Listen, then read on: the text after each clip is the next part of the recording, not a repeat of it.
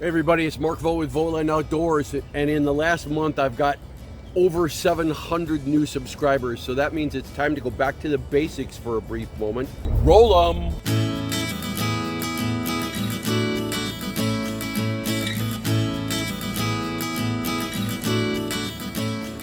We're going to do two videos on the VOGTLAND shooting method and on the VOGTLAND string walking method. They go hand in hand to create a new shooting method. Not really new. What it really does is combine two already proven methods, Olympic recurve archery and string walking, merged together into one shooting system that takes away the weaknesses of each of those methods and instead gives you the four characteristics that a compound bow that an Olympic recurve bow has. A rear sight, a front sight directly over the top of the arrow, a mechanism for adjusting the elevation of the arrow very precisely, hence the range, and the fourth thing, the ability to make a very small motion release. Today's video is on the VOGTLAND shooting method. It's 5 steps. We're going to use only one distance today, 20 meters. That's what I want you guys to start off shooting, 20 meters. That bag over there is set to 20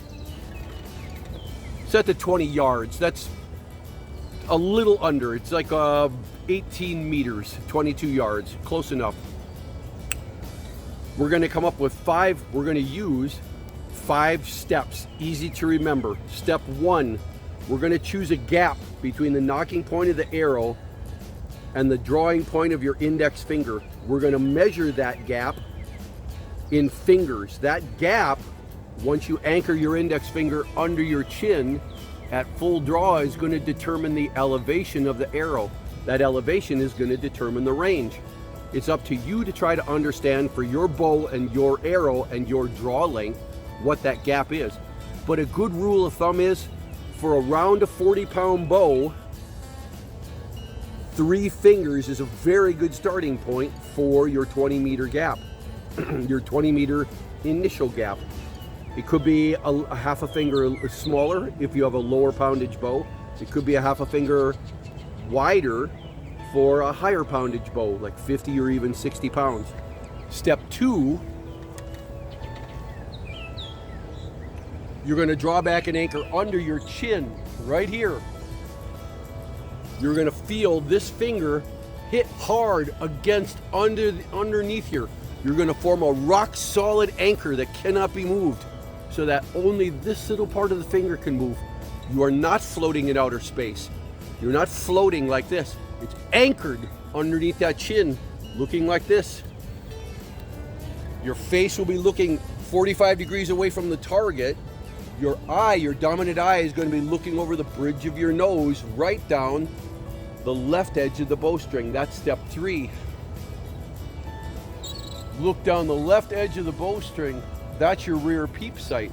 That's your rear sight right here. You're looking down the length of the arrow now. Step 4, you're putting the tip of this arrow right smack on the center of the target. That's you. It looks like this.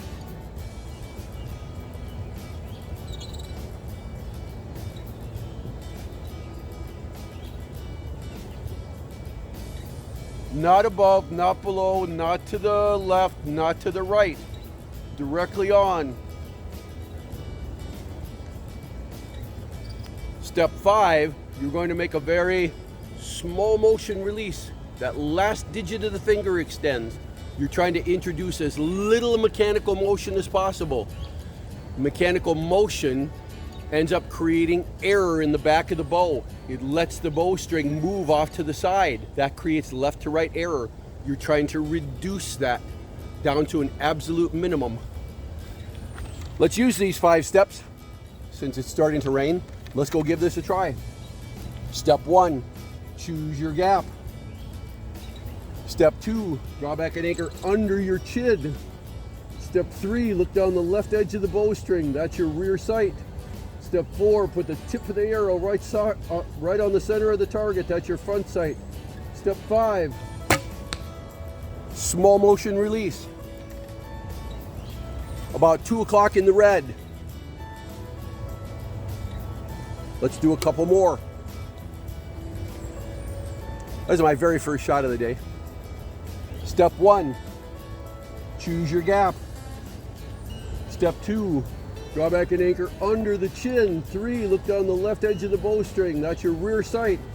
4, tip of the arrow on the center of the target. That's your front sight. Step 5, small motion release. That just nicked the 2 o'clock edge of the yellow. Getting better, warming those muscles up. Last one of the day. Step 1, choose your gap. Step 2, draw back an anchor under your chin. Step 3, look down the left edge of the bowstring. That's your rear sight. Step 4, put the tip of the arrow on the center of the target. That's your front sight. Step 5.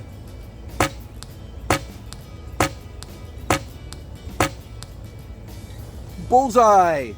Make a small motion release. Let's go take a look, guys. 5 easy steps.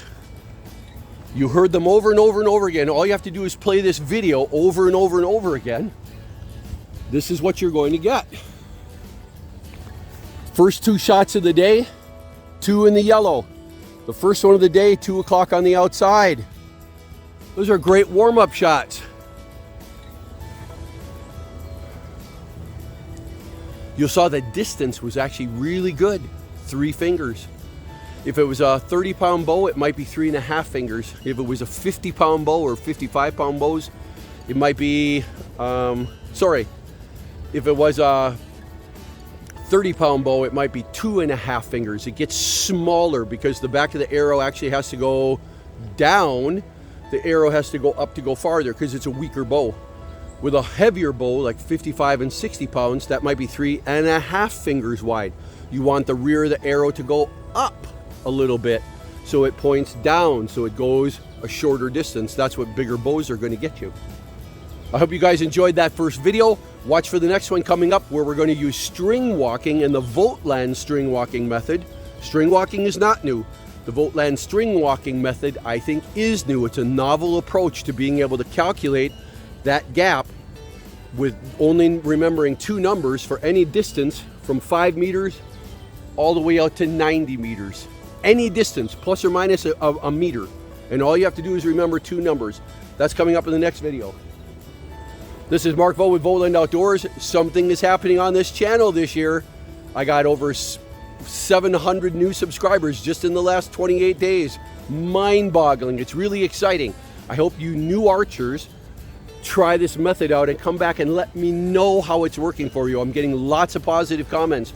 For you existing archers, especially you compound archers that have recurve bows in the closet and you're terrified of taking them out because you know you're not going to shoot as well, this is the method for you. This is the method that makes you a complete archer. Not only are you a fantastic compound archer at incredible distances, but you'll be able to pick up your recurve bow, your longbow, your Asian bow, and actually shoot it with nearly the same accuracy as a compound bow and with the same accuracy at the shorter distances, like 5 meters out to 40 meters. Come and give it a try, you guys. This is Mark Vogt with VOGTLAND Outdoors. Feel free to subscribe to my channel. We'll see you out there. Cut!